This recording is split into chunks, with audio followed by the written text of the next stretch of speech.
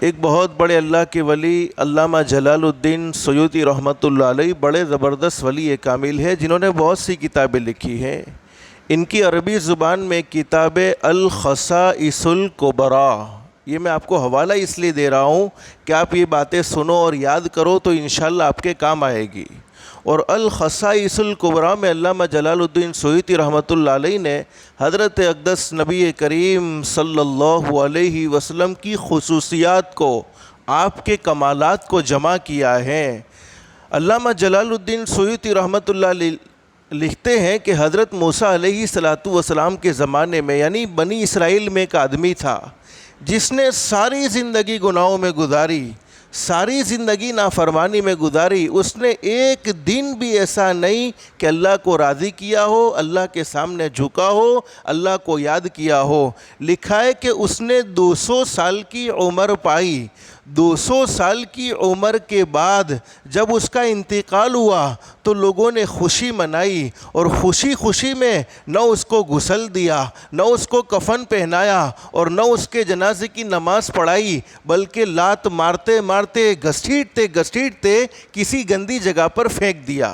اب حضرت موسیٰ علیہ السلام تو اللہ کے ولی، اللہ کے نبی تھے، اللہ کی طرف سے وحی آتی تھی۔ حضرت موسیٰ علیہ السلام کی طرف اللہ کی طرف سے وحی آ گئی، فرمایا میرے نبی موسیٰ ایک فلانا آدمی آپ کی قوم کا ہے جس کو لوگوں نے غسل بھی نہیں دیا، جس کو لوگوں نے کفن بھی نہیں پہنایا، اور جس کی لوگوں نے جنازے کی نماز بھی نہیں پڑھائی۔ موسیٰ کھڑے ہو جاؤ، وہ آدمی مرنے والا وہ تو میرا ولی ہے، لوگوں نے اس کو گنہگار سمجھ کر گندی جگہ پر پھینک دیا ہے۔ موسیٰ تم کھڑے ہو جاؤ اور اپنے مبارک ہاتھوں سے اسے اٹھاؤ، اسے غسل دو، اسے کفن پہناؤ اور اس کے جنازے کی نماز پڑھاؤ۔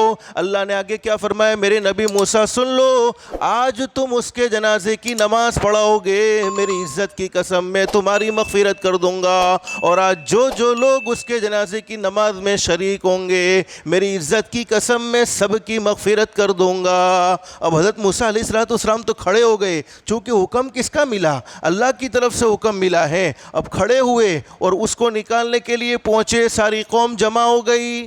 کہا کہ حضرت یہ تو بڑا گنہگار تھا جس نے ساری زندگی گناہوں میں گزار دی، جس نے ساری زندگی نافرمانیوں میں گزار دی۔ حضرت موسیٰ علیہ السلام نے فرمایا او لوگو، تم کچھ بھی کہتے ہو لیکن میرے پیدا کرنے والے اللہ نے مجھے حکم دیا ہے، اللہ کے حکم کی خلاف ورزی تو میں نہیں کر سکتا۔ چنانچہ حضرت موسیٰ علیہ السلام نے اسے غسل دیا، اس کو کفن پہنایا، اس کے جنازے کی نماز پڑھائی۔ جنازے کی نماز پڑھانے کے بعد حضرت موسیٰ علیہ السلام سیدھے کوہ طور پر اللہ سے سوال کرنے کے لیے، الہ العالمین مجھے کچھ سمجھ میں نہیں آتا، قوم کہہ رہی تھی کہ یہ 200 سال کا گنہگار تھا اور تو نے مجھے کہا کہ یہ میرا ولی تھا، اللہ آخر معاملہ کیا ہے؟ اللہ نے فرمایا میرے نبی موسیٰ میں جانتا ہوں وہ بڑا گنہگار تھا جس نے ساری زندگی نافرمانیوں میں گزار دی، جس نے ساری زندگی مجھے ناراض کرنے میں گزار دی، لیکن تم یہ سوال کرنا چاہتے ہو کہ اس کو میں نے اللہ کا ولی یعنی میرا ولی کیسے بنایا؟ تو اللہ نے فرمایا میرے نبی موسیٰ سن لو،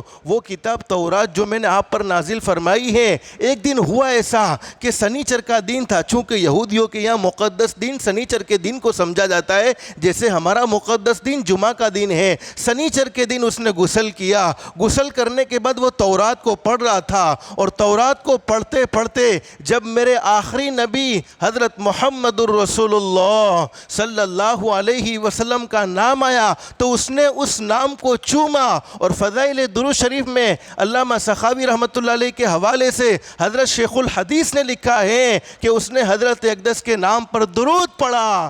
اللہ نے فرمایا میرے نبی موسیٰ میں نے اس کی زندگی کے سارے گناہوں کو معاف کر دیا۔ میرے پیارو، اللہ نے کیا فرمایا؟ میرے نبی موسیٰ سن لو، آج تم نے اس کے جنازے کی نماز پڑھائی ہے، میری عزت کی قسم میں نے تمہاری بھی مغفرت کر دی ہے، اور آج جو لوگ اس کے جنازے کی نماز میں شریک ہوئے ہیں، میری عزت کی قسم میں نے سب کی مغفرت کر دی ہے۔ تو میرے بھائیوں، اصل درود کا چومنا، جب ہمارے نبی کے نام کو چوما تو کیسے چوما؟ جیسے کسی کاغذ پر لکھا ہوا تھا، کسی کتاب میں لکھا ہوا تھا اور یوں چوما، تو یہ کوئی گناہ نہیں ہے۔ اب میں آپ سے یہ پوچھنا چاہتا ہوں کہ جو ساری زندگی گناہوں میں گزارے، صرف حضرت اقدس کی نام کی اہمیت پر وہ چوم لیتا ہے یا درود شریف پڑھ لیتا ہے، اللہ پاک اس کی زندگی کے سارے گناہوں کو معاف فرما دیتے ہیں۔ اس کے جنازے کی نماز پڑھانے والے کے گناہ معاف، جنازے کی نماز پڑھنے والوں کے گناہ معاف، تو کیا ہم درود شریف پڑھیں گے تو اللہ ہمارے گناہوں کو معاف نہیں فرمائے گا؟ ضرور معاف فرمائے گا۔